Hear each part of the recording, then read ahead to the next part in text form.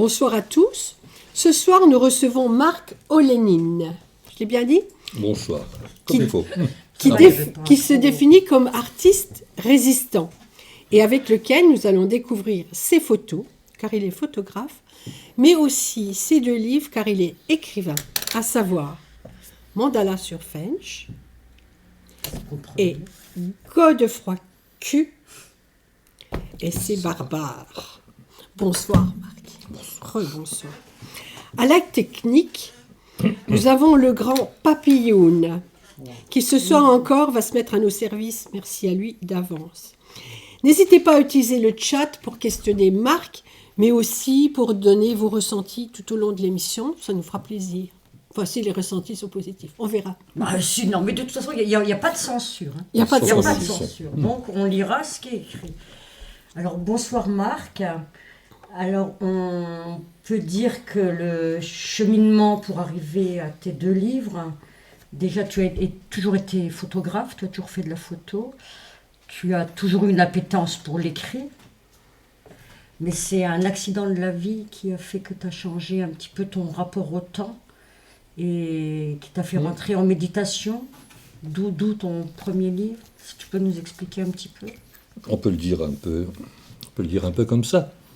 On peut mettre la première photo. Voilà. C'est chez moi. Ah, voilà. T'habites sur les toits. En quelque sorte. Voilà. C'est la vallée. Donc, c'est une photo prise du cimetière, d'à côté de la vallée, du cimetière de Knutange. Dans cette partie-là, j'ai toute la famille de ma mère qui est enterrée. C'est ceux qui sont partis il y a 80 ans à peu près, des Abruzzes, au cœur de l'Italie. Et de l'autre côté de la colline, là-haut, tout à fait à droite, on ne la voit pas vraiment sur la photo, il y aurait le cimetière de Nilvange, et là j'ai toute ma famille qui est partie de Saint-Pétersbourg en 1917 ou 1918, et qui sont aussi globalement enterrés là. Donc leurs âmes voguent là, surplombent, volent sur cette colline. Mais le Christ, il a eu un coup de vent. Il avait envie de se... Cette photo-là, je l'ai intitulée « Vive la liberté ».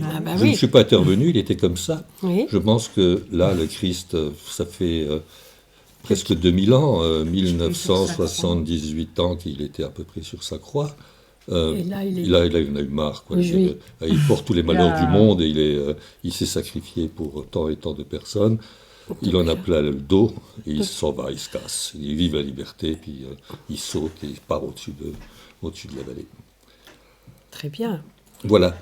Donc, pour répondre à ta question, oui, j'ai beaucoup travaillé dans ma vie, puis arrivé à peu près aux environs de 60 ans, j'ai eu un petit accident, comme beaucoup, un petit accident cardiaque. Il n'y a rien d'original, hein. Il y a des centaines, des milliers, des millions de citoyens qui ont ça, mais qui m'ont obligé à ralentir, à changer le rapport au temps. Et comme c'est toujours un moment psychologique un peu compliqué et un peu difficile, j'ai eu la chance de rencontrer quelqu'un qui m'a initié un peu à la méditation. Donc ça m'a permis de ralentir le temps et de donner libre cours un peu à ce que j'avais envie de faire depuis longtemps. Faire des photos, parce que je crois qu'il y a une espèce de rapport poétique à la photographie chez moi, et puis d'écrire. Voilà. Donc le rapport à la photo, tu as changé à partir du moment où tu as eu ton accident cardiaque. Est-ce que tu as fait des photos différentes ou avec un nouvel œil ou... C'est une démarche sur laquelle on reviendra tout au long de l'après-midi, tout au long de la soirée.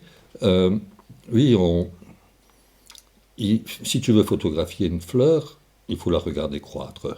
Voilà, je crois que c'est un petit peu ça la leçon. Et si tu veux photographier une ville, il faut la regarder vivre. J'expliquerai, je crois, qu'au cours de la soirée de quoi il s'agit. Alors, tu vas trop vite avec les photos. Non, mais c'est parce que tu parlais de fleurs, il faut la regarder. Donc, on va revenir. Hein. Si tu peux revenir sur la photo, même encore la première. Voilà. La colline qu'on voit tout au fond, là-bas, c'est celle que j'ai appelée mon mandala, et qui est le héros de mon premier livre. C'est une colline qui fait que les gens de chez nous, les gens d'ici, appellent le Ban Holz. en allemand le bois entouré. Je traduis par la colline du milieu. C'est un cercle de 800 mètres de diamètre, de rayon, 1600 mètres de diamètre, 5 km de circonférence et qui couvre une surface de 20 hectares. Tout autour, il y a la ville. Et il y a, dans cette colline, moi j'ai trouvé un peu l'âme de la vallée de la Fensch, l'âme de Hayange, ces choses-là qui s'y trouvent. Et je l'ai appelé mon mandala, peu comme les moines bouddhistes ont créé cette démarche qui consiste à faire un cercle d'1 mètre de diamètre, d'y tracer des symboles avec du sable coloré, et chaque symbole correspond à quelque chose dans l'univers. Et la démarche consiste à faire rentrer tout l'univers dans leur cercle, qu'ils jettent après à l'eau une fois qu'il est terminé. Et moi je crois que dans ma colline, tout l'univers est dans ma colline, et je vais essayer de vous expliquer pourquoi et comment. Donc sur ce mandala, quand on médite et quand on se promène sur ce mandala, il y a un peu trois tentations, quoi. Une première tentation, c'est l'essence. Voilà, on voit des fleurs. Elle peut revenir, la fleur. On voit des fleurs. On voit des rayons de soleil. Par exemple, en été, quand on se promène en été, on voit traverser, à travers la canopée, il y a des rayons de soleil comme ça qui tombent sur un endroit ou sur l'autre. À chaque fois, c'est un petit paysage qui s'offre aux promeneurs et puis qui ouvre sur un univers imaginaire extraordinaire. On découvrira donc certaines de ces photos à la fin ou dans un diaporama. Bien sûr. Voilà. Donc voilà, le premier, c'est l'essence. Et c'est là, par exemple, que l'arbre sous lequel nous débattons aujourd'hui, c'est aussi une rencontre de ce type-là. Et ce chêne, je l'ai photographié des milliers de fois, à des lumières différentes, à des saisons différentes, et le cycle d'année en année, son évolution, qui fait montrer que... Il faut dire que l'arbre dont tu parles, c'est celui qu'on a derrière. Voilà, c'est celui-là. Ça, c'est ton chêne. On va le voir tout au long de l'émission. Et vous changez. Voilà. Donc voilà, ça c'est ce premier niveau. Il y a un deuxième niveau, pour le promeneur solitaire. C'est les bruits de la ville qui arrivent sur la colline. Donc cette photo, que j'ai intitulée « L'infini derrière la porte », les bruits de la ville arrivent sur la colline. On entend les enfants qui jouent la cour de l'école à 10h, les cloches des églises tout autour qui sonnent à peu près en même temps avec des notes différentes, un train qui passe sur la voie ferrée, et la rumeur de la ville, qui est la seule ville du Grand Est qui est gouvernée aujourd'hui par l'extrême droite, par le Front National. Et pour moi, c'est une véritable obsession, à la fois de comprendre comment une ville aussi cosmopolite, qui a accueilli des gens du monde entier, elle a pu se donner comme ça à l'extrême droite, et en même temps de mesurer aujourd'hui le danger globalement pour l'Europe et nos démocraties avancées face aux enjeux aujourd'hui d'ordre politique et de la montée de l'extrême droite un petit peu partout en Europe. C'est une véritable obsession, et on en reviendra peut-être un petit peu aussi dans l'après-midi. Et puis il y a un troisième niveau. Il y a un troisième niveau qui est laisser libérer l'imaginaire quand un avion passe dans le ciel. Il a décollé de l'aéroport de Luxembourg. Il va vers je ne sais quelle destination. Quand un train, nous avons à Hayange l'usine qui fabrique les, paraît-il, meilleurs rails du monde. Des rails de 108 mètres de long qu'on retrouve sur tous les trains à grande vitesse un petit peu partout dans le monde. Tous les trains d'Europe, d'Amérique, d'Afrique roulent aujourd'hui sur des trains, sur les rails de Hayange. Donc il y a aussi cette libérer l'imaginaire. Il y a des trous quand on se promène sur cette colline qui donnent accès à la mine, au fond qui est fermé depuis des dizaines d'années. On pourrait les voir, les rails. Il ne veut pas les montrer. Ouais, si, voilà. Il suffit de demander. C'est la gare, ça. Hein, là. C'est la gare de Hayange. Oui, voilà, ça c'est effectivement la gare de Hayange. Et derrière, c'est les hauts fourneaux, c'est le cœur de la sidérurgie. Ces hauts fourneaux sont alimentés par du minerai, on y reviendra tout à l'heure, et sous ma colline, il y a les galeries de la mine, qui étaient les premières galeries de mine qui ont été ouvertes encore à la fin du XIXe siècle, et pour lesquelles les premiers migrants qui sont venus exploiter cette mine, c'était des Prussiens.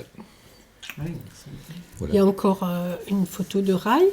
Alors là, ça c'est basse. c'est les rails de l'usine. C'est les rails de l'usine, mais qui symbolisent aussi...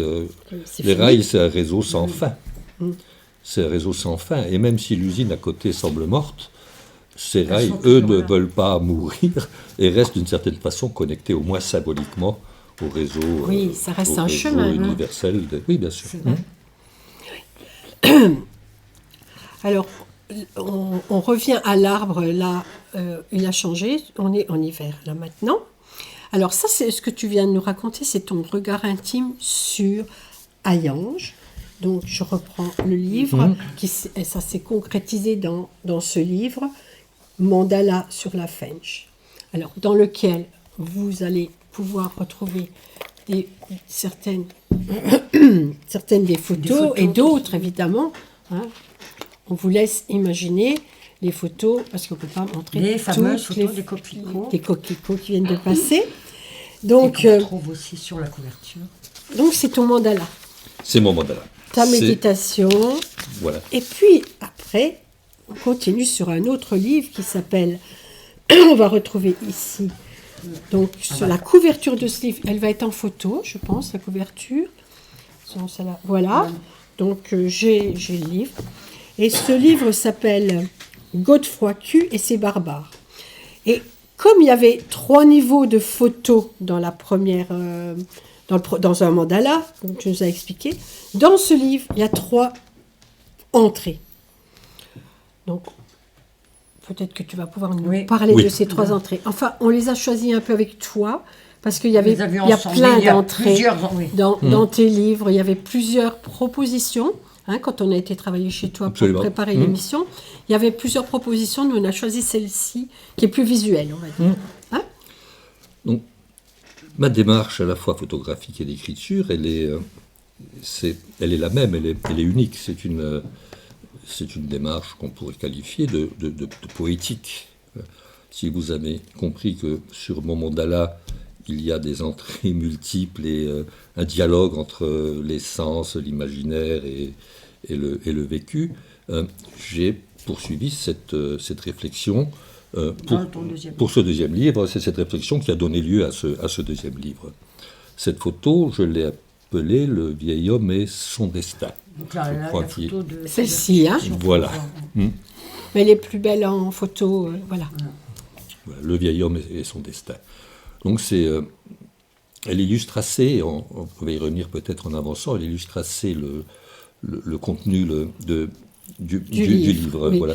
Mais c'est quand même l'atmosphère d'ailleurs Qui- C'est l'atmosphère que l'on d'Hayange, connaît complètement. avec les Oui, il faut dire que voilà, les c'est pas ciels loups, retouché, c'est pas... les ciels, oui. enfin, il a dû un peu Non, mais l'organiser. non, mais je veux dire, au Même niveau pas, des même pas, couleurs, même pas. tout ça... oui, Mais Même bon, pas. c'est vraiment, euh, nous qui habitons pas trop loin, on connaît bien ces ciels plombés, qui vont bien puis- avec puis l'histoire de Puis l'usine. la rouille, maintenant. Il y a beaucoup de rouille. Alors, pour bien comprendre, pour entrer dans ce livre et bien comprendre son esprit, déjà, on peut parler de Godefroy Q. Oui, qui est, Oui. qui est C'est un Déjà, des héros. il a voilà. un C'est drôle de nom. C'est un des héros du livre. Et son nom n'a pas été choisi tout à fait par hasard. Ah, bah, je m'en doute. Voilà. Godefroy, c'est la première croisade. Hein, Godefroy de Bouillon. Voilà. Il n'aimait pas les Arabes. C'est vrai, il les a aboutés. Et mon Godefroy, il est obsédé par cette idée du grand remplacement. Il paraît qu'il y aurait quelque part un plan qui organise l'arrivée systématique de migrants de confession musulmane qui vont prendre notre place les uns après les Qui autres. vont venir nous- Voilà, et quand ils nous auront envahir. complètement pris notre place, quand ils nous auront envahis, quand ces hordes nous auront envahis, on se retrouvera, nous, dans le Sahara, à souffrir comme c'est pas possible à la chaleur, et eux sont installés dans nos maisons, dans Ils ont nos pris la chambres, et même peut-être avec nos femmes, si on pousse le raisonnement Que jusqu'au faire Allons jusqu'au Tant qu'à bout Voilà. de l'histoire. Voilà, ça c'est la première obsession de notre Godefroy Q. La deuxième, c'est un peu lié à ce dont on parlait tout à l'heure, c'est Froid-Cul. Alors, Froid-Cul, il n'y a que les gens de là-bas qui peuvent comprendre le jeu de mots. Nous sommes sur le territoire des Dvadel, ces maîtres de forge paternalistes qui organisaient toute la vie des cités. Il faut dire que les Vindel, oui, c'est eux qui... Pour les gens qui travaillaient. Et ils avaient une mauvaise manie. Vraiment une mauvaise manie, ou une bonne manie pour eux, c'est qu'ils nommaient toutes les rues et toutes les cités du nom de leurs enfants. Voilà. Et donc, autour de moi, au-dessus de Moyeuvre, il y a une colline qui s'appelle Sainte-Ségolène, enfin qui s'appelait Froid-Cul à l'origine, et qu'ils ont baptisé Sainte-Ségolène, où ils ont fait une cité qui devait être à l'époque une cité pour accueillir les ouvriers qui travaillaient dans les usines de Jeuf en dessous. Donc voilà, Froid-Cul renvoie au fait que ça se passe dans le bassin-fer et sidérurgique, qu'on est dans l'histoire de la sidérurgie et qu'on est dans tout ça.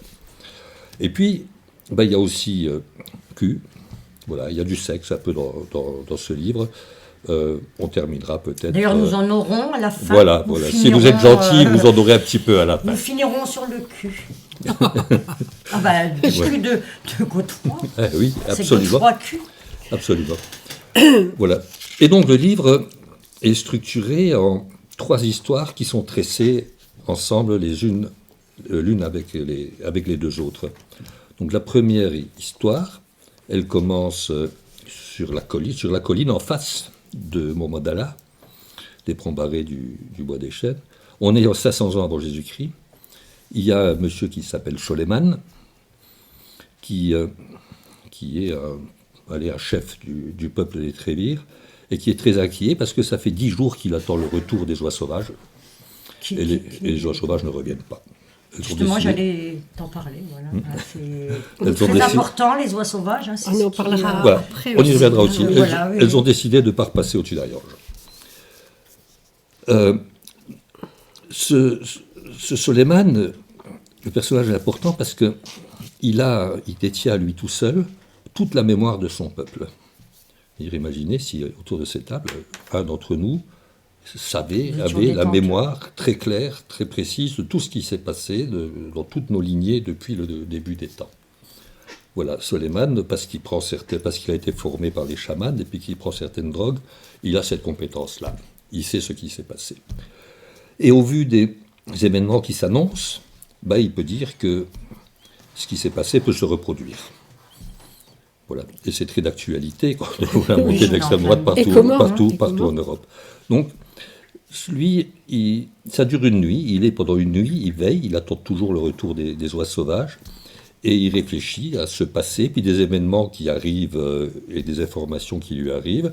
À la fin de la nuit, il comprend qu'avec son peuple, qui était parti 700 ou 800 ans plus tôt d'Anatolie, c'est eux qui avaient appris à travailler le fer en Anatolie, et qui ont ramené ça en Lorraine, avec son peuple, il doit reprendre le chemin de l'exil.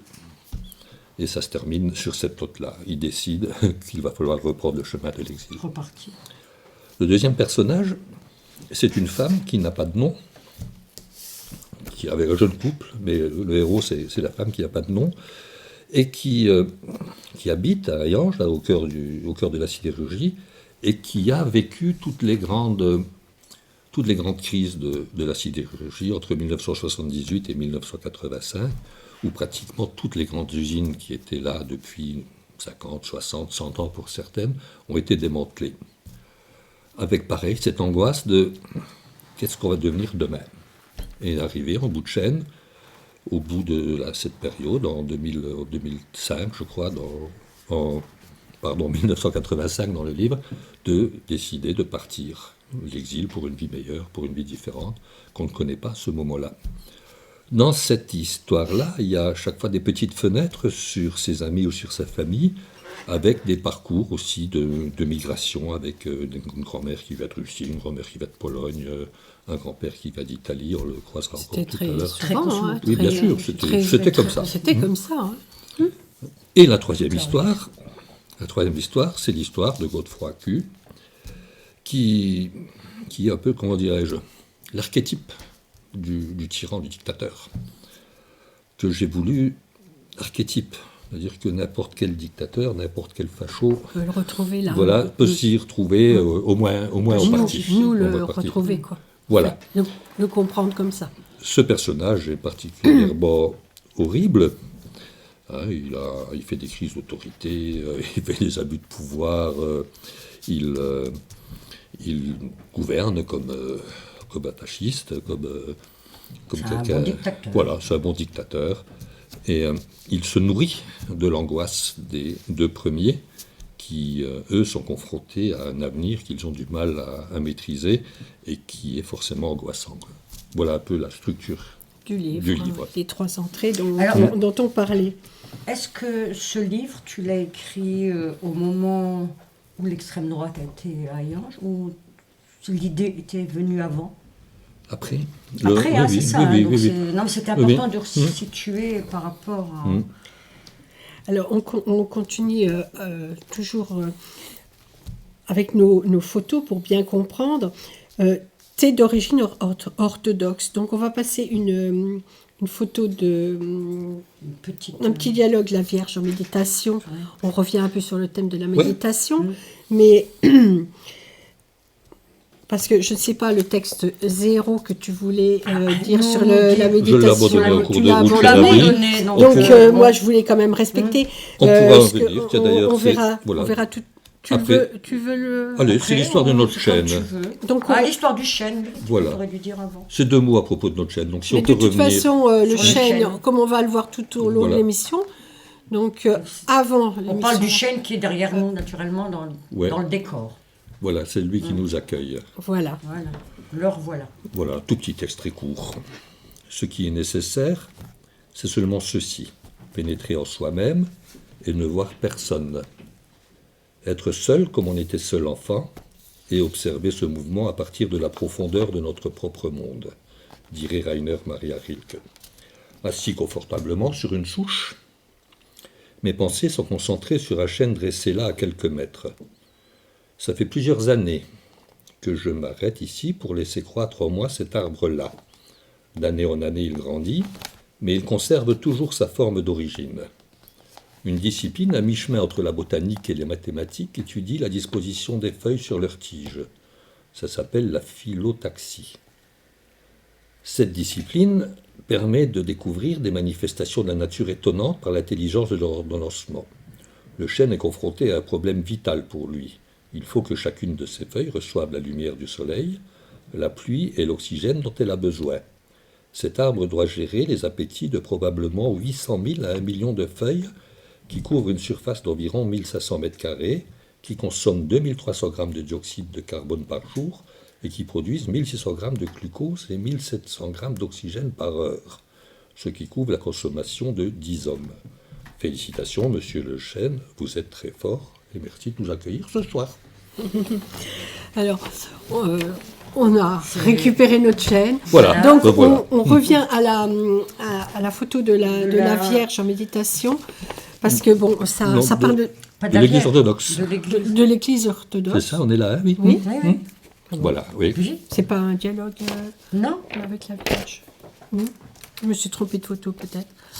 Non, non, c'est très bien. Non, mais c'est bien. Oui, on oui. est- on est bien. Non, non, tout va bien. Tout va Voilà. bien. Donc, Excuse-moi. hein. cette Église orthodoxe. Donc, je le disais un peu en introduction, ma grand-mère a quitté la Russie en 1917. Elle y est née en 1898 et elle est morte ici après 2000, en 2001, je crois, 103 ans. Donc, elle a traversé 103 ans. elle a traversé le siècle. C'est exceptionnel de pouvoir traverser comme ça. Le tout- siècle tout et le les, siècle. et les continents. Et les- enfin, pas les, et- pas et les les continents, continents. mais Et donc, entre ma vallée, Hayange, enfin Nilvange plus particulièrement, et cette Russie a une histoire particulière. C'est-à-dire qu'en 1917, Hayange, Nilvange, la vallée était allemande, occupée par les Allemands. Ça a été libéré en 1918, avec la victoire des Alliés sur l'Allemagne. Et donc les prisonniers russes travaillaient dans des conditions épouvantables, dans les mines, dans les usines, et beaucoup travaillaient à Nilvange, donc dans cette usine qu'on appelait la Société métallurgique de Knutange. Ils y étaient plutôt bien traités. Et quand ils ont pu rentrer en Russie, après la victoire, en 1918, ils ont préféré rester là pour la plupart. Donc ça a créé une première diaspora. Et quand il y a eu la Révolution, les Russes blancs qui ont été chassés par la Révolution triomphante, ils ont trouvé un point de chute. Et donc beaucoup sont venus là et se sont installés en Île-Blanche, à tel point qu'il y a une vraie communauté qui s'est installée. Et, il y a une église orthodoxe qui a été créée, qu'ils ont construit eux-mêmes, hein, avec des moyens qui ont été mis à disposition par l'usine de l'époque, et une vraie petite communauté qui essaie d'entretenir une Russie mythique, qui ne ressemblait plus à celle qu'ils avaient quittée parce qu'elle n'existait plus, et qui ne ressemblait pas non plus à celle qui existait ou qui existe encore aujourd'hui, parce que c'était devenu complètement différent. Voilà, ils l'ont réinventé. Donc c'est là-dedans que nous avons grandi, nous, toute une génération. Et je crois qu'on a appris aussi un peu à penser dans cette histoire-là. Et je vais peut-être vous lire un petit texte, et ce sera le seul texte de Mandala-sur-Penge, à ce propos. De l'autre côté de la colline, c'est ma ville de cœur, Nilvange, terre d'adoption de la petite communauté russe chassée par la Révolution d'Octobre triomphante. La ville accueille sa petite église orthodoxe de la Sainte Trinité Saint-Nicolas. Dès l'origine, la chrétienté russe a adopté la théologie de la lumière. Je me souviens de la liturgie de Saint Jean Chrysostome, accompagnée des célèbres chants baptismatiques. Enfant, bercé par ces voix à nul autre pareil, je rêvais devant l'iconostase qui sépare l'espace divin réservé aux clercs de l'espace laïque ouvert aux fidèles. J'étais l'archange Saint-Michel qui, chevauchant un fugueux destrier, terrasse le dragon. La liturgie se résume à un dialogue spirituel, parfois psalmodié, parfois chanté, entre les fidèles et le prêtre célébrant. Ainsi est assurée la liaison entre la spiritualité individuelle de chacun et celle de la communauté des croyants dont la prière est portée à Dieu par sa mère. Ce qui fait pont entre le ciel et la terre. Ce qui fait pont entre le ciel et la terre, c'est ainsi que nos jeunes esprits ont appris à penser le monde. On reparlera des ponts. On va revenir sur quelque chose de moins mystique. On va revenir sur le minerai et le crassier qui font partie du paysage, mais dont il faut parler. Pardon. Là, je pense que c'est le minerai, mais tu veux parler de l'arbre à nouveau. Oui, hein? Tout à fait. Tout à fait. Ces arbres qui nous apportent l'oxygène. Pas tellement qui nous apportent l'oxygène, sur cette photo, que tu l'appelais comme une prière, on est un peu dans cette démarche. Il y a dans la réflexion à recherche, à la fois dans l'écriture et dans la photographie, de rechercher une espèce de flux, de mouvement qui fonctionne entre la terre et le ciel. Enfin, voilà. Et cette photo, on réussit rarement à le faire. Cette photo, j'avais l'impression d'avoir trouvé. On sent un flux qui, par l'arbre, monte vers le ciel, et on sent aussi un flux qui, du ciel, redescend vers le sol. Cet effet solaire qu'on trouve souvent aussi, hein, quand on revient vers Hayange et tout ça, on trouve souvent ce genre de ciel. Nous avons des ciels à nul autre pareil. Ah oui, non mais c'est vrai, parce qu'on a le soleil qui perce, comme on le voit là, et on peut se demander si c'est le flux. Voilà, mais ça donne là, aussi... C'est marrant aussi, cet arbre qui pousse au milieu du crassier qui... Je crois que on le retrouvera peut-être aussi tout à l'heure avec une photo sur les coquelicots. Oui. La vie, le crassier, on va peut-être revenir sur la photre suivante. La photo suivante, c'est le crassier, justement. Oui, voilà. C'est le même crassier vu sous un autre angle. Ces collines n'existaient pas à l'origine. Elles sont artificielles. Elles ont été constituées par la sidérurgie. C'est-à-dire qu'entre le minerai qui sort de la mine et quand il rentre au fourneau, le minerai, l'orin, le note, le minette étaient relativement pauvres. On considère 17% de fer dans le minerai. C'est-à-dire que pour 10 kilos de minerai, il n'y avait que 1 kg de fer, C'était et pas tout le évident. reste, c'était du déchet. Ouais. Voilà. Les scories. non. Des scories, Ouais. voilà, de la crasse, on appelait nous ça de la crasse. Crassier, Ouais, d'où voilà. crassier. hein. D'où des crassiers. Et donc, ils ont entassé cette crasse, ils ont constitué des collines artificielles qui ont évolué avec les années. Et la vie a repris droit sur ces collines. C'est un peu comme ici à Verdun, où sur les champs de bataille, sur les champs de bataille de la Grande Guerre, les coquelicots ont La repris. nature reprend. Et les arbres, Voilà, et les il y arbres avait sont plus revenus, rien, et hein, oui, oui, les oui. coquelicots et les bleuets ont repris. Ah oui, nous, les ont coquelicots, repris les bleuets. Voilà, On va faire signe à quelqu'un. Est-ce qu'on a- Les coquelicots et les bleuets. que j'ai rencontré hier soir Tu l'as d'ailleurs, que je rencontré salue. hier Voilà. Alors, on peut dire son nom. On va faire un gros bisou à Sylvain de Sy, qui est venu d'ailleurs nous parler de son de ses livre. coquelicots et de ses bleuets. coquelicots et de ses bleuets. Mais attends, je crois qu'il y a Mais il y a un du chat. ouais. Oui, On va te couper parce Oui, qu'on va écouter. Parce oui, qu'après, un on petit est... peu de chat. Bonsoir Marc déjà, bonsoir à tous. Bonsoir.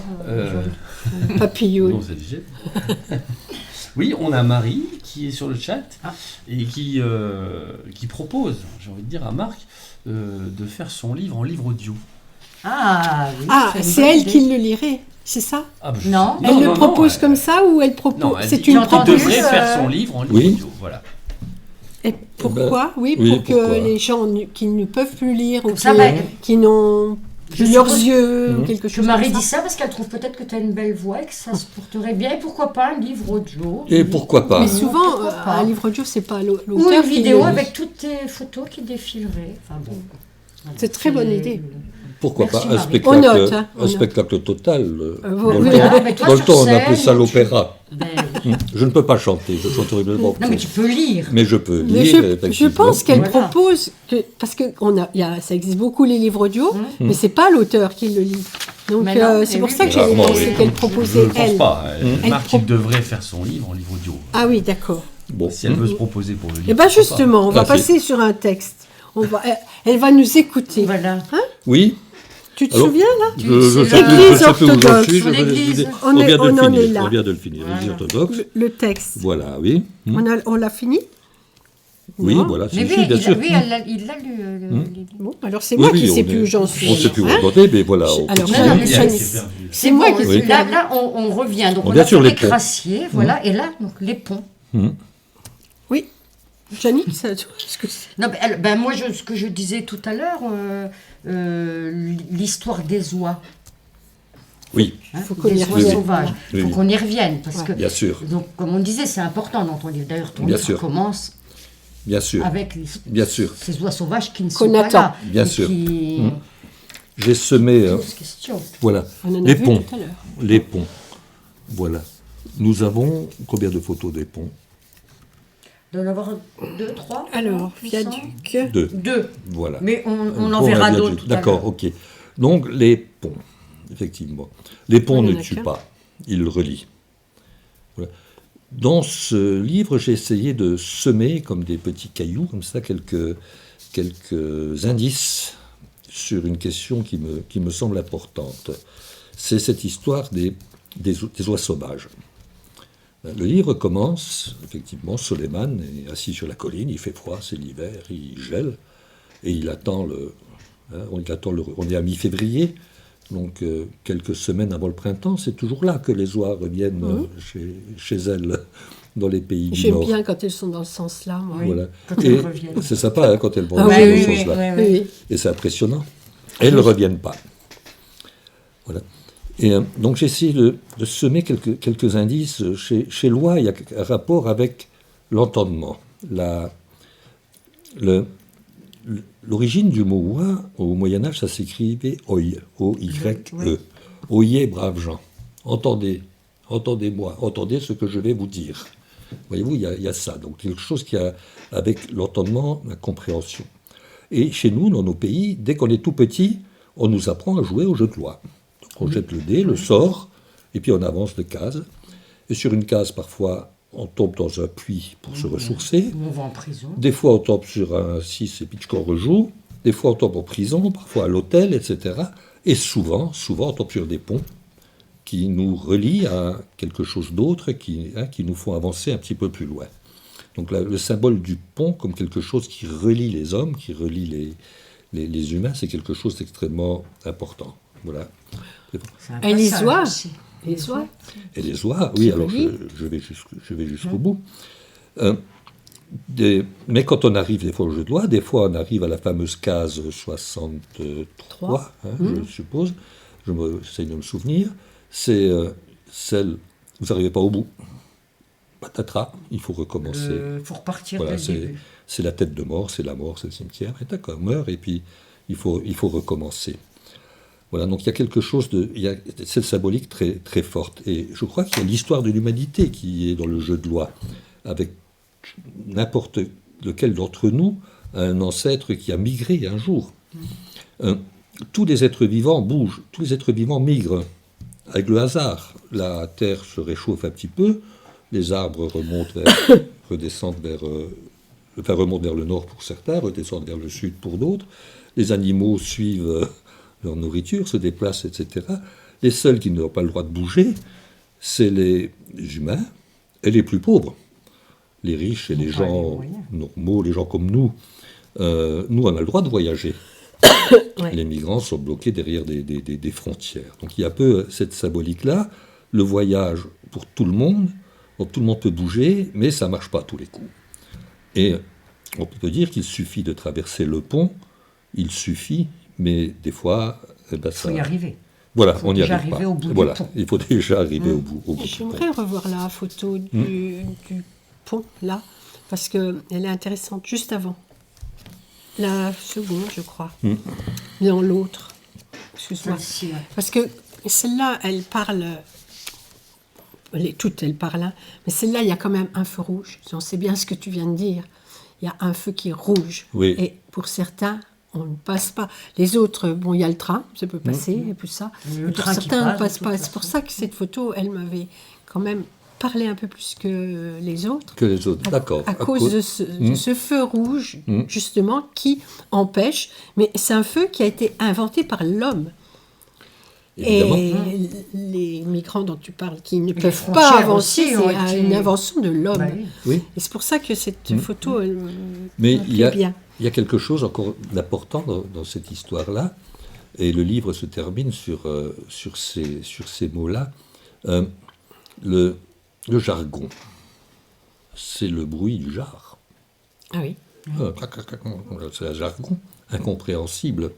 Et je crois qu'effectivement, si on n'a pas les bons codes, Oui. on n'a pas le droit on n'a pas le droit pas de communiquer, voyager, de se déplacer, de communiquer. On ne sait pas, en fait, en etc., plus. etc. Voilà. Oui, oui, Et donc tous les voyages n'aboutissent pas. oui. Et alors là, on va faire plaisir à Marie avec un texte. Voilà. Cette fois-ci, numéro 2. Alors Souvenir d'enfance. voilà, c'est l'autre pont. C'est l'autre pont, c'est le viaduc, c'est le pont avec les arches. Peut-être si tu veux le montrer. Non, l'autre. Il y en a un autre. Celui-là, il y a une deuxième photo de celui-là, non? Non, on a. Non, vous n'avez non. gardé que celle-là, On a- d'accord. C'est pas grave. Voilà. On avait On les juste aura mis dans celui le d'avant. diaporama tout à l'heure. D'accord. Voilà. Donc ce pont, si tu veux le montrer avant que je lise, que j'explique un peu le... Non, celui-là, celui avec les arches. Voilà. Celui-là, voilà. Ça, c'est le viaduc. C'est en même temps le pont de... Ça, c'est vraiment le pont de ma plus petite enfance. C'est-à-dire, dans les toutes premières années de ma vie, je les ai passées pratiquement sous ce viaduc, dans une rue adjacente à cette photo-là. Moi, je l'ai quitté assez tôt parce qu'on est parti habiter ailleurs et mes amis, mon cousin, ils sont restés longtemps et on descendait souvent les voir, quoi. Donc, il y a autour de ce viaduc, à mon avis, deux symboles importants qu'on retrouve dans la deuxième histoire, hein, celle du couple qui accompagne la restructuration de la sidérurgie, à la fois un souvenir d'enfance et puis un deuxième symbole sur ce dont on parlait tout à l'heure, les migrations. Voilà. Donc, souvenir d'enfance. C'était au faubourg des Argonnes, dans la petite ville voisine de Nilvange, au bord de la Fench. Le ruisseau charriait les eaux rouges et boueuses des usines de la société métallurgique de Knutange. Le viaduc de Knutange et ses interdits étaient devenus un personnage à part entière dans les aventures des garçons du faubourg.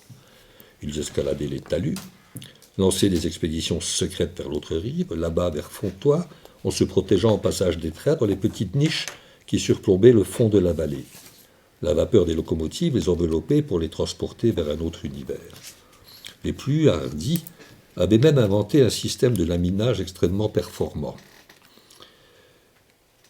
pour aiguiser les pointes de leurs flèches taillées dans des branches de noisetier.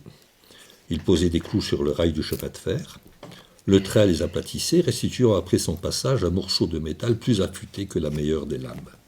Il suffisait alors d'entailler le bout de la flèche, d'y glisser cette pointe, de la fixer avec de la ficelle fine, et leurs arcs devenaient des armes redoutables. Cette activité de production massive avait duré de longs mois et leur donnait un avantage indiscutable sur les bandes rivales, jusqu'à ce qu'une flèche va se ficher dans le volet de Madame Muller qui pendait du linge dans son jardin. Elle en sentit le souffle. Cet incident mit le faubourg en émoi et renforça le contrôle des parents sur l'interdiction de fréquenter le viaduc. Voilà pour le souvenir d'enfance. Et donc le deuxième texte, je crois, toujours inspiré par ce viaduc, et dans le même quartier, il y avait dans ce faubourg un vieil homme dont le père avait travaillé à la construction de ce pont reliant les sites sidérurgiques de la Fench aux villes du Nord, et surtout au charbonnage belge. En 1860, la Compagnie des chemins de fer des Ardennes avait recruté de solides tâcherons ardennais pour maçonner les 17 arches en plein cintre. La voie ferrée Sedan-Thionville permettra 2 ans plus tard de franchir les 323 mètres de courbe et contre-courbe, 25 mètres au-dessus du fond de la vallée. La maçonnerie était composée de moellons de calcaire jaune extraits des carrières de Neufchef, liés avec un mortier hydraulique à la chaux. C'est aussi cette année-là que Don Pietro de Lorenzo Cardinale, maître briquetier, débarqua sur le quai de la gare de Hayange. Il était né à San Benedetto dei Marsi, dans la province de l'Aquila, au cœur des Abruzzes. Excusez mon accent. Il s'illustra sur les chantiers de construction et fut le fondateur d'une lignée d'entrepreneurs qui ont construit la plupart des bâtiments de la vallée. Il avait appris le métier, 3 ans à préparer le mortier et à porter la hotte. Puis il eut le droit de monter sur l'échafaudage pour assister son père, maître briquetier lui-même. De là-haut, il saluait les filles avec des airs d'opéra. Il sifflait comme un pinson. Son père et ses grands-pères, depuis des générations, avaient été maçons ou poseurs de briques. La famille avait ça dans le sang et chaque génération serait fidèle à la tradition, avait en coutume de répéter chaque fois qu'il était question de la saga familiale. En ce matin du 9 décembre 1978, c'est samedi, il est midi, dans la cuisine du petit logement de la place Gaudron. Tu es une parmi la multitude des descendants de Don Pietro de Lorenzo Cardinale. Certains ont prospéré, d'autres ne se sont pas enrichis, mais tous affichent leur fierté d'appartenir au lignage de cet excellent briquetier qui empila si adroitement les moellons de pierre jaune composant les arches du viaduc, avec des gestes si prestes et si précis qu'il fonda la légende du maçon italien. Voilà, vous savez tout sur la légende du maçon italien. D'où la légende. Italien, parce qu'un Italien, c'était ou un maçon ou quelqu'un qui jouait de l'accordéon. C'est ça. Ah bon, l'accordéon. C'était un peu ça. Au restaurant, oui, au cirque aussi. Oui. Alors, on va un tout petit peu quitter tes livres à toi, parce que tu dis qu'un auteur t'aide à structurer ta pensée, et de cet auteur, tu voudrais nous parler. Donc, je te laisse nous dire son nom, etc. Et oui. C'est. 2 mots, j'ai quelques compagnons de route, vous en doutez, beaucoup. Bah même. Oui. Mais bon, Voilà. tu en as choisi 2. J'en ai choisi que deux aujourd'hui. Parce qu'on n'a pas eu la place de tous les emmener. Voilà, je reviendrai pour une journée complète. Voilà, on fera le tour. Marathon. Voilà. On peut revenir sur 2 secondes sur cette photo de l'arbre sur le crassier, l'arbre nu. Voilà. J'en parlais tout à l'heure, j'en ai parlé à propos de l'Église orthodoxe en début d'intervention, et puis tout à l'heure à propos de cet arbre. La démarche consiste à réfléchir, à méditer, à trouver, à rencontrer ce flux qui fait que le vivant communique d'une certaine façon entre la terre et le ciel. sans être croyant pour autant, hein, en étant agnostique à 98,5%, je me garde à 1,5% au cas où je me serais trompé. Voilà. C'est ça. Il faut assurer ses arrières. Il faut assurer ses arrières. Voilà, la recherche de ce flux. Et dans les auteurs que j'ai croisés dans ma vie, il y en a un qui est magnifique, qui est merveilleux, c'est François Cheng de l'Académie française. C'est un Chinois qui a quitté la Chine, qui a émigré de Chine et qui écrit en français, qui pense en français et qui essaye de partager cette recherche. Alors de ce que lui appelle l'âme, moi je ne sais pas s'il faut appeler ça l'âme, mais ce flux, d'une certaine façon, peut trouver des noms différents dans des religions différentes, dans des philosophies différentes, et notamment chez les orientaux. Et là, un tout petit texte qui illustre un peu cette idée-là, et qu'on va retrouver chaque fois qu'il y a de l'eau, chaque fois qu'il y a une rivière, chaque fois qu'il y a une source. Point de retour sans aller. Oui. Le fleuve de larmes et de sang s'évapore en brume légère, se condense en nuages flottants, retombe en pluie fertile, tout le perdu est repris, source et mer sont retrouvailles, point d'aller sans retour. Alors, c'est extrêmement court, mais voilà, oui. Court et fort, oui. Fort. Et c'est autant pessimiste qu'optimiste. Oui. Pour les choses terribles, C'est-à-dire que rien ne se perd. Pour ceux qui nous... Voilà, cette vision des cycles qui recommencent, qui reviennent, quand on regarde la montée de l'extrême droite aujourd'hui, et qu'on regarde, comme le fait Soleiman au vu du passé, on peut se dire qu'il y a un cycle là qui est en train de revenir. Quand on regarde l'histoire, par exemple, en 1900, au début du siècle, 1903-1905, il y a eu des exterminations massives de peuples en Afrique. C'était les Héros et les Namas, du côté de la Namibie, là-bas, par les Allemands.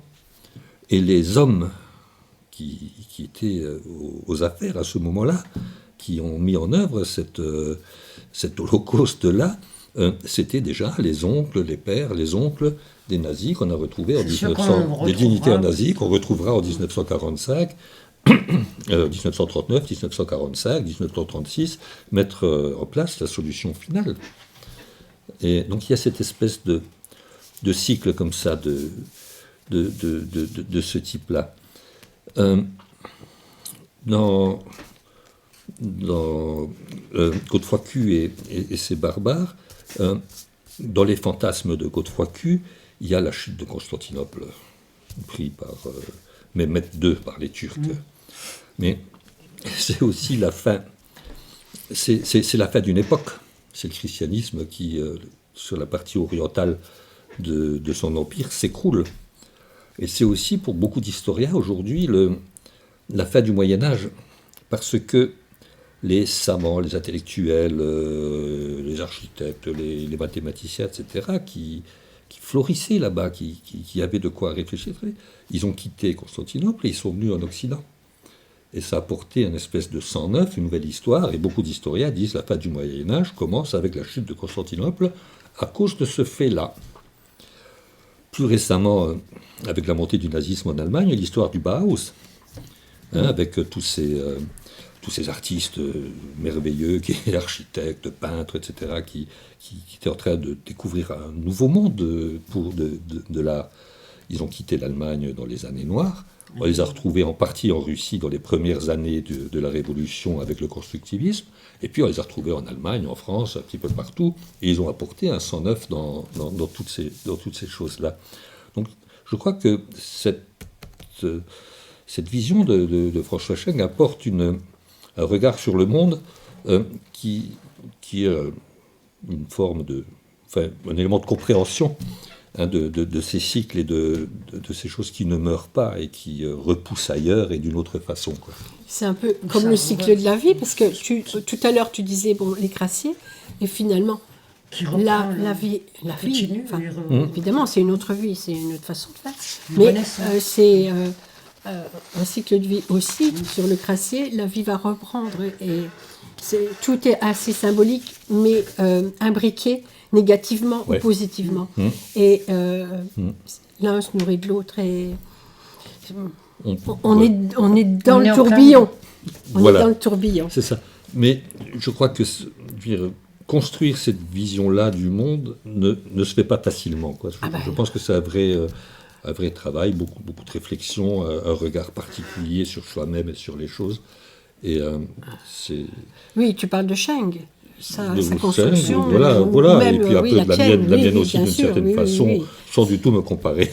Non, mais enfin voilà, à mais Cheng, c'est voilà, ce qui te nourrit quand même. voilà, c'est ce qui il a m'a nourri nourri un petit peu Voilà. sur cet aspect-là. Justement, on a un autre texte. Alors, avec un une autre photo, auteur voilà. Non, avant l'autre Avant, auteur, oui. Ah oui, non, on est toujours dans Godefroy. On est On a toujours dans toujours votre un- foi de plus, oui. avec un autre texte Oui. et une autre photo. La 14, normalement. Parce que je sais plus où j'en suis. Non, désolé, Si c'est bien. Excuse-nous, Excuse-nous. Johan, c'est Papillon. nous qui... Non, Papillon. non, c'est pas celui-là, si. Écoute, après le texte de Cheng, on a un petit texte sur le peuple turc. Et comme tu viens de nous dire, Oui, tu mais alors l'as, on reste sur celle de la on photo reste sur cette précédente. photo. Non, On la reste sur la précédente. précédente. On alors. reste sur la précédente. Celle-là, voilà. Voilà. C'est bien. Non Tu plus. vois, c'est Johan qui suit. En fait. Non plus, on restait sur l'usine des loups. Ouais, ça ira aussi, C'est celle-là. bien, regarde, on a les copains. Allez, Allez. bon, Bon, ça c'est ira dommage aussi, que vous celle-là. ne voyez pas l'envers du décor. Voilà. J'ai perdu mon texte. Oh, et ça va, tu vas le retrouver tout, Tu vois, on aura tout eu de les suite. coquelicots. Donc, on avait marqué texte Il est- 5 tout à Il est l'heure. trop loin, il est trop loin. Voilà, ici. Allez. Voilà, j'ai retrouvé mon texte. Oui, on est la Madone, cette magnifique. Tu peux rester sur la photo, je crois que c'est. Voilà. C'est au bout du Manols, au bout de ma colline, au bout de mon mandala, au moment, c'est la pente la plus raide au-dessus de la vallée de la Peigne et de ses industries. Les premiers maîtres de forge ont posé cette statue, cette Madone. En dessous, dans la vallée, il y avait 7 hauts fourneaux, à côté de l'autre, qui crachaient jour et nuit. Et le jour où il y a eu la première coulée de fonte, ils ont pris cette fonte, ils l'ont offert à l'église, au conseil de fabrique, et le conseil de fabrique a fait fondre cette statue sur le même modèle que celle qui est sur la colline de Sion. Ah, d'accord. C'est Et cette colline de Sion, c'est une colline inspirée, et mon Banol, mon mandala aussi, c'est une colline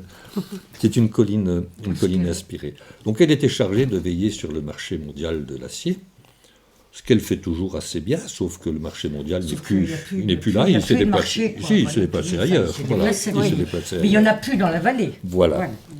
Il Et a migré.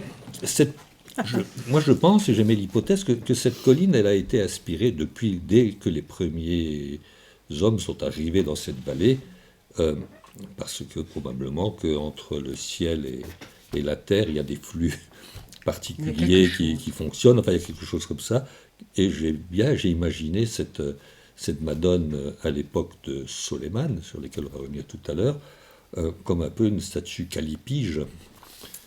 Ces statues qu'on retrouve bien avant Jésus-Christ, au moment de la préhistoire, de ces vierges avec des grosses fesses et des gros seins, des sexes surdimensionnés, qui représentaient... On était loin de la Sainte Vierge. On était loin des canons d'aujourd'hui, voilà, mais qui représentaient la fertilité, et puis qui était en fait la symbolique de la sauvegarde et de la continuité de l'espèce, ou autour des familles ou des clans. Voilà. Donc cela s'est passé ici, dans cette vallée, où tout a recommencé. De grands êtres se dressaient ici et là. Nos ancêtres sont venus sur cette terre il y a longtemps. C'est Soleiman qui parle, ici. Seuls les chamans l'avaient déjà vu, dans leurs rêves, quand ils avalaient des concoctions et qui leur ouvraient la porte des oracles. Eux ne savaient rien sur elle. Tout était nouveau. Ils étaient très pauvres. Ils avaient fait un très long voyage. Ils ne possédaient presque rien et il leur était difficile de survivre. Ils cherchaient un endroit où ils pourraient s'installer, un endroit sûr, sans ennemis, ou au moins facile à défendre si des ennemis les attaquaient. Partout, depuis que le clan s'était mis en route, ils suscitaient l'hostilité, la haine et le rejet. Ils étaient partis d'Anatolie par la route des Balkans, un peu comme les migrants que nous avons connus, comme la crise des migrants que nous avons connue il y a 3 ou 4 ans. Partout, depuis que le clan s'était mis en route, il suscitait l'hostilité, la haine et le rejet. Ils ont cherché, ils ont voyagé, en s'arrêtant ici et là, en observant, en apprenant aussi. Ils ne connaissaient rien de cette vallée. Ils ignoraient ce qu'ils allaient y trouver. Aucun de ces lieux n'avait de nom. Alors que les gens avaient compris qu'ils arrivaient au terme de leur voyage, ils se sont demandé « Comment allons-nous parler de cette vallée ? Comment allons-nous parler des terres que nous avons traversées ?» Ils avaient enfui les mots de la terre qu'ils avaient quittée dans leurs forts intérieurs. Ils n'avaient plus de mots pour dire leur odyssée. Ils arrivaient, ils remontaient le cours d'eau depuis le bas de la vallée. Ils arrivaient en ce lieu sur ce promontoire. Ils regardaient partout, ils mémorisaient tout ce de ce lieu. Le lieu les regardait comme il regardait Soleiman en cette nuit glaciale où il attendait les cris joyeux des oies sauvages qui ne revenaient pas. Nous savons ça de son nom, la crête de hêtre géant surplombant le ruisseau où tout a recommencé. Depuis, ils étaient heureux. Cet endroit peut nous convenir, s'était-il dit. Cet endroit me convient, pense Soleiman. Cet endroit me convient aussi, dit Marc Olédine. On continue par notre inspiration. Donc justement, tu parlais d'auteurs qui t'avaient un petit peu inspiré. Je dirais pas inspiré, mais que tu aimes beaucoup, dont un Primo Levi. Oui. Oui. Tu nous as dit que c'est particulier, mais bon, voilà, que ça comptait pour toi, que tu étais... Ça a été le jour où j'étais jeune encore, quand la première fois que j'ai lu Primo Levi, je me suis dit, c'est drôlement bien. Ah oui. Surtout ce livre. Et quand j'ai préparé, oui, surtout ce livre, si c'est un homme, je veux dire, chez moi, c'est mon obsession, c'est de comprendre comment la société occidentale elle a pu générer des monstres comme le fascisme italien, espagnol ou allemand, et surtout, est-ce que ça peut recommencer, quoi. Voilà, c'est un peu mon obsession. Et en préparant un peu cette soirée, j'ai relu certains passages, donc je ne sais pas, il faut le montrer comme ça, là, c'est ce livre-là, Primo Levi. Si c'est un homme, oui. Oui, excuse-moi. Oui, parce qu'on est à contrario. Hein. Droite, donc c'est... Bon, si c'est un homme, Si c'est un homme, voilà. Quand on a Primo Levi, on a tout de suite le titre là dans la tête. On a tout de suite ce titre-là dans la tête. C'est sûr. Alors, ce qui est important, après, pour moi, c'était une redécouverte, presque une révélation. Un peu vers la fin de son livre, là, le chapitre qu'il appelle le chant d'Ulysse, il aborde quelque chose, à mon avis, de fondamental.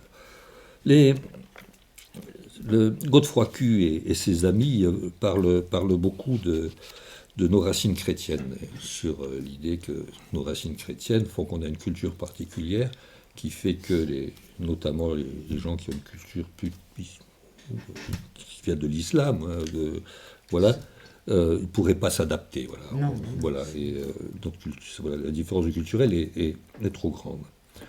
Alors, Primo Levi leur dirait aujourd'hui, allez, chiche, on regarde les racines chrétiennes.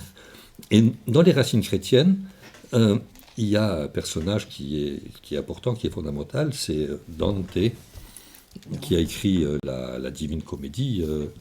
Voilà, c'est un des textes fondateurs de la littérature occidentale, au début, au milieu du Moyen-Âge. Voilà. Et donc, Primo Levi, il est confronté à la folie dans son lager, dans son camp de concentration. Pour résister à la folie, parce que tout s'en va, tout part de tous les côtés, il se récite des vers pour remettre le cerveau, pour remettre les idées en place et pour essayer de résister à la folie. Et il se recherche les vers de la Divine Comédie, l'œuvre maîtresse de Dante. Il y a donc un chapitre de son livre qui s'appelle Le Chant d'Ulysse. Et Primo Levi, à un moment, dans un moment très difficile, il se souvient que Dante avait placé Ulysse en enfer. Pour nous occidentaux, c'est pas normal. Ulysse, c'est le vainqueur de Troie, c'est celui qui a découvert la Méditerranée, c'est un modèle, il ne peut pas être en enfer, lui, c'est pas possible. Et pourquoi est-il en enfer? Tout simplement que quand il avait fini son tour de la Méditerranée, après 10 ans d'errance, d'avoir mangé à la table des rois, d'avoir couché dans le lit des déesses et des reines, il s'est retrouvé à Ithaque avec sa femme, qui lui demandait de mettre les patins. Bon, ne pas faire de rire Sur le parquet. Excusez-moi, mes chers amis. Ouais. Et il a vite trouvé son Ithaque trop étroite. Et il a rassemblé donc ses compagnons, et ils ont décidé de repartir à la découverte du monde. Avec un problème, c'est-à-dire qu'à l'époque, Hercule avait déposé 2 colonnes au détroit de Gibraltar, qui étaient les limites de ce qui était connu, les limites du monde connu, les limites de la connaissance, de fait, ça symbolisait ça. Oui. Et les humains, seuls les dieux avaient le droit d'en savoir plus. Les humains n'avaient pas le droit de dépasser ces colonnes. Et Ulysse, avec ses amis, volontairement, parce que c'est des hommes, je cherche un peu j'ai perdu un peu Allez des plus papiers. loin, non. Ah, t'es là? Non, je suis dans les papiers là. On a des papiers partout. Oui, voilà. Volontairement. Je recherchais, voilà, ici. Presque. Parce que, oui, les hommes ont décidé, avec Ulysse, de volontairement... Voilà, volontairement, cette idée-là est passer importante. les Se colonnes, prendre pour des d'aller, dieux, on va dire. Bon, Je- avant que tu lises, on a du chat. Ah non. Excuse-moi, je t'ai vu faire comme ça. Ouais. Je vous épargne le texte italien. Ah oui, Voilà. ah non. Bah, Non. Ah, fais-nous le en non, italien. non. Considerate la vostra semenza, fati non foste a viver comme bruti, mais perseguir virtute et conoscenza. Mon cousin Mick, qui est prof d'italien, excuse, ne te moque pas de moi, s'il te plaît. Voilà. Pensez à vos origines. Vous n'avez pas été fait pour vivre comme des brutes, mais pour suivre la vertu et la connaissance. Voilà. Et donc, Ulysse, avec ses amis, traverse le détroit de Gibraltar, dépasse les limites de la connaissance, et ils sont punis par les dieux qui lèvent une tempête, le bateau coule, tout le monde, voilà, oui, ils se retrouvent en enfer. Mais, Voilà. Il n'y a pas de mais. Il n'y a pas de mais Non. Voilà, ça s'arrête là. Après, oui, on peut- je suis d'accord. Mais je Voilà. dis que l'essentiel, c'est de vouloir les dépasser, ces colonnes d'Hercule, dans la vie. Le Primo Levi a intitulé son livre « Si c'est un homme ». Voilà. Si c'est un homme, tu ouais. dépasseras Voilà. les limites de la connaissance, du savoir, etc. Voilà. Et on voudrait que les peuples d'Afrique, d'Asie, etc., qui restent gentiment chez eux, on leur dresse des murs, Et ne les où dépasse pas. on leur dit allez, on peut même vous aider, puis vous donner un petit peu de sous pour que vous restiez chez vous, etc.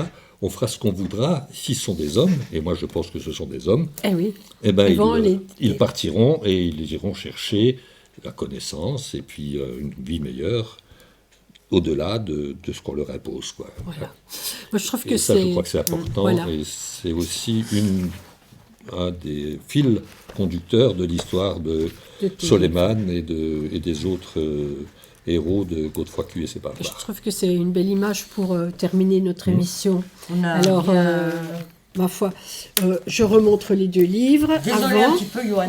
on a un petit peu perturbé tout le monde. Non, mais j'ai suivi mieux que vous. Ah Bah oui, ça oui, c'est vrai. je vois. C'est vrai. Alors, oui, mais on va pas dire, mais Marc a suivi son petit bonhomme de chemin super bien.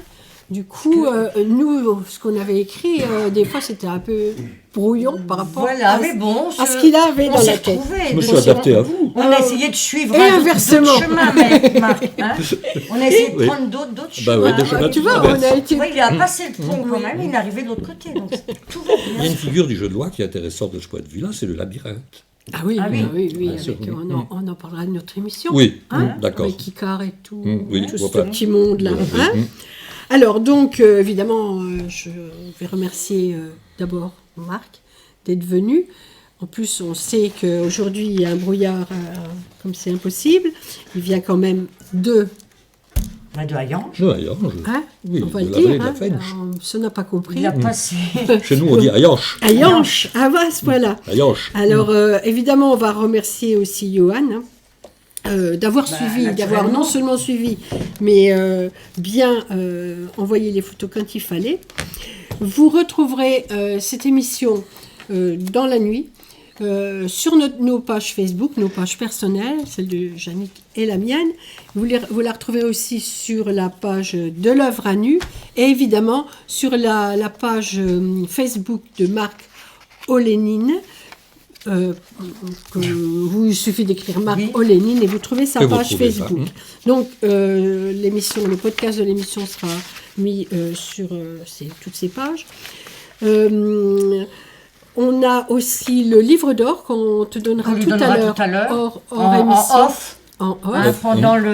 Et ce livre d'or. La troisième mi-temps. Voilà, il y a 2 livres d'or. Il y en a 2. Un chacun. C'était pas dans le contrat. Mais si. On m'avait dit un livre d'or.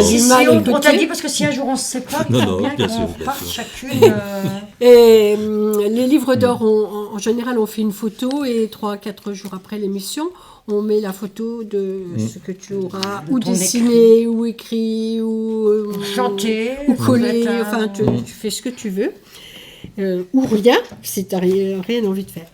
La prochaine émission, c'est au mois de janvier. Ouais, ça sera le 17 janvier. Donc, on n'a rien en décembre. On va vous dire bonne fête de fin d'année. C'est pas qu'on n'a rien en décembre, c'est qu'on ne fait jamais d'émission en décembre. Non, mais on n'en a pas. On n'en fait pas. On n'en fait pas en décembre. Parce on est en vacances au mois de décembre. Sinon, voilà.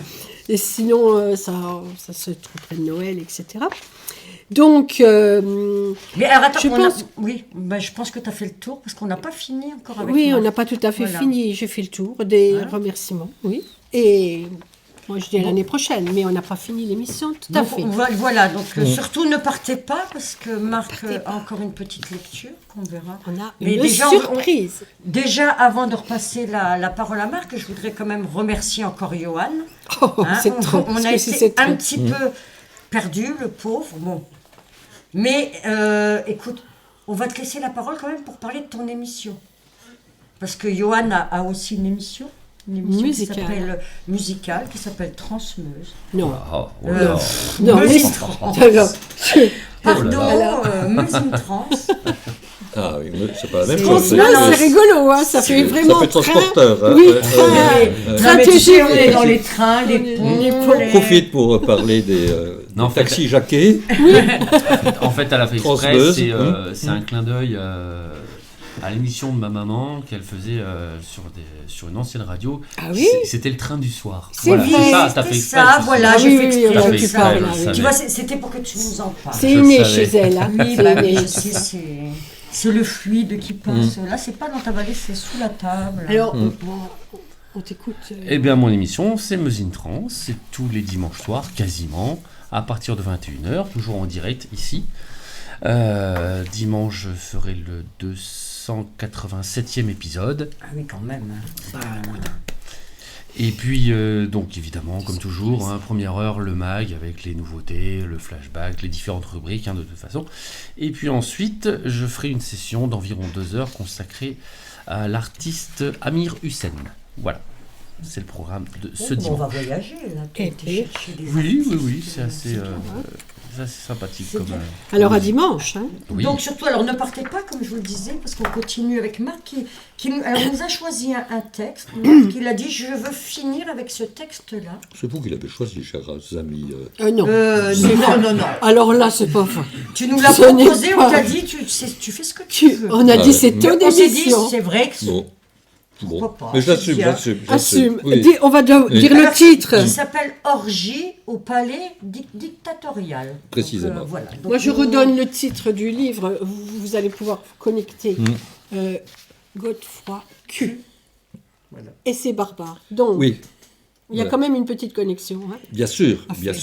Chez Godefroy, il y a une obsession, celle du grand remplacement. Ils sont en guerre, ces gens-là, contre l'islam. Il suffit d'écouter n'importe quel discours, n'importe quelle prise de parole de Marine Le Pen, par exemple, qui fait référence à des hordes de barbares qui déboulent sur l'Europe. On est là-dedans, quoi. C'est leur fantasme. Ils y sont à plein, quoi. Voilà. Donc je n'invente rien. Et je me suis juste aspiré un peu de cette idée-là. Et donc, Godefroy Q a une obsession. Il se croit en 1453, cette année noire pour la chrétienté, quand ils ont perdu Byzance, qui est devenue Constantinople et qui a été conquise par Mehmet II. Et donc, ils vivent aujourd'hui une période aussi importante pour la chrétienté que cette époque-là. Et ils sont persuadés que cette guerre-là, il faut la mener, il faut la gagner. Et ils sont extrêmement dangereux à ce point-là. Donc, moi, mon Godefroy-Cu, je l'ai mis en scène en même temps dans cette guerre, dans cette bataille contre Bébête II, qui hante ses nuits et qui hante tous ses moments, tout le temps, toute sa vie. Voilà. Alors, on t'écoute. Mais En sachant explique. que la lecture se fera sur avec un diaporama, donc on va retrouver plusieurs de tes photos, d'ailleurs qu'on n'a pas vues, mais donc il y aura ta voix sur les photos. Pardon, excusez-moi, le technicien me parle, je ne comprends pas. Si, dis-moi, excuse-moi. Tout va bien? Oui, tu me On dis qu'on enchaîne. lance. Oui. On enchaînera. Alors, je ne suis pas Tu sûr dis- du temps. Hein. Mais c'est Non, pas bah, grave, c'est c'est pas pas grave. grave. Ah, on a essayé de faire le diaporama. Bon, c'est pas grave, on n'est pas... Donc, C'est parti. Aujourd'hui, c'est contre les barbares, engendrés par lui-même sur ses propres ruines, que l'Occident est contraint de se battre. Mais nous ne nous trompons pas, nous résistons. Nous sommes les résistants du XXIe siècle contre les barbares. Dans notre cité, seules peuvent exister nos racines chrétiennes et mon pouvoir autocratique. Il y a urgence. Le sultan a fait installer ses bombardes en face des lieux les plus vulnérables de la ville. Ces bombardes lancent des projectiles de 70 cm de diamètre. Quelle terrible puissance! Bombarde, bombarde, actionne ta grosse bombarde, piaille gaiement l'amant, sautillant et virevoltant dans la pièce. Il est maintenant complètement ivre. Les cadavres de bouteilles jonchent les cartes étalées sur le sol. Seule vraie victime du sultan, païen, fanatique et cruel islamiste.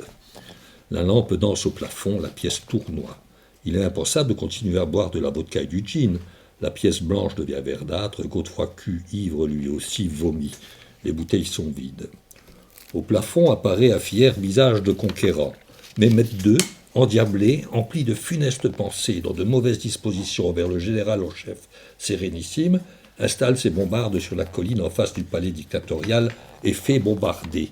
« Bombarde, bombarde, actionne ta grosse bombarde !» chantonne l'amant. Je n'ai pas d'inconscience, rétorque l'autre. Je lui parle qu'il me réponde. Rien, rien, sauf que la cité possède un passé chrétien qui fait partie de nos fondements, de nos valeurs. Fille aînée de l'Église, elle a toujours eu ce lien particulier avec le catholicisme. Nous ne pouvons ni nous devons le renier, nous ne pouvons ni nous devons le laisser devenir la petite nièce de l'islamisme. Pourquoi boire donne-t-il si soif? Comment sortir de ce cercle? Répond l'amant. Les bouteilles sont vides, plus rien à boire. Cette lumière là au loin qui tournoie, tournoie, tournoie. Les cartes dansent sur les murs. De quoi je rêve? Un souvenir, un espoir, une évidence? Retrouver cette stimulation des plus délicieuses? L'orgasme. Pénétrer, être pénétré. Les deux hommes sont maintenant assis au milieu de la pièce, adossés l'un à l'autre, nus au-dessous de la ceinture. Godefroy-Cu lève un regard douloureux vers le ciel. Ce bombardement dure depuis plusieurs jours avec le tir de pierres de plus de 100 kilos chacune, en produisant beaucoup de dégâts. Prolonger cette ivresse, plus loin, plus fort, plus haut. Je suis en rage. Mes idées noires reviennent, elles me sautent au cou, elles se pendent à mes organes, à mes couilles, elles renversent mon verre. Les dernières gouttes d'alcool s'envolent, marmonne encore Godefroy-Cu, un chiffon mouillé lui couvre le front. C'est à ce moment que le diable en personne apparaît dans un flacon. Il installe Godefroy-Cu à quatre pattes, les fesses bombées, les genoux repliés, les jambes légèrement écartées, les bras et le buste reposant directement à plat sur le sol. De l'euphorie, il veut jouir de l'euphorie que lui procure l'ivresse. Son cœur se met à battre fort, fort, il l'entend frapper dans ses tempes comme s'il voulait s'échapper. Sur la table, une carte de la Méditerranée est déroulée. À l'endroit précis où figure Constantinople, deux seringues sont posées sur un morceau de gaz à côté d'un flacon. L'angoisse, le vol noir des grosses pierres tirées par les bombardes du Turc plane sur le bunker. L'amant prend une seringue remplie d'une solution de cocaïne à 2%. Après lui avoir rendu la peau d'éther, il plante l'aiguille dans une veine. Quasi instantanément, un état de grande quiétude s'installe.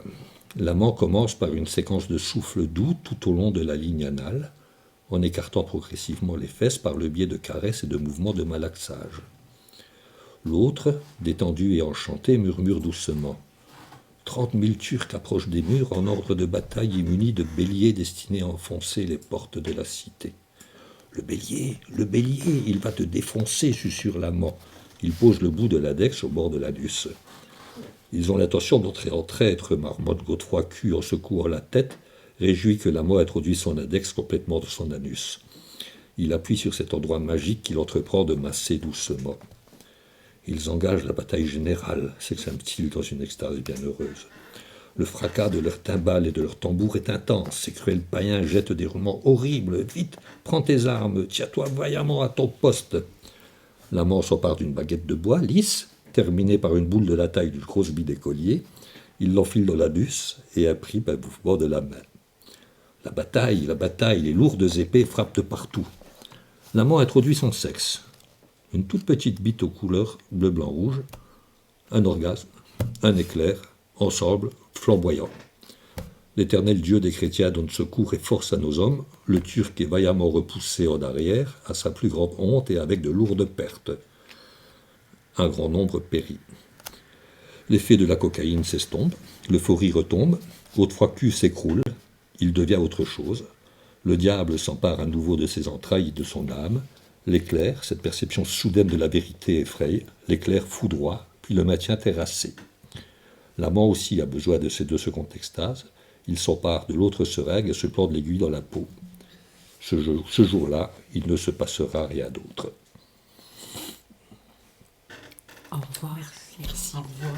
À l'année prochaine.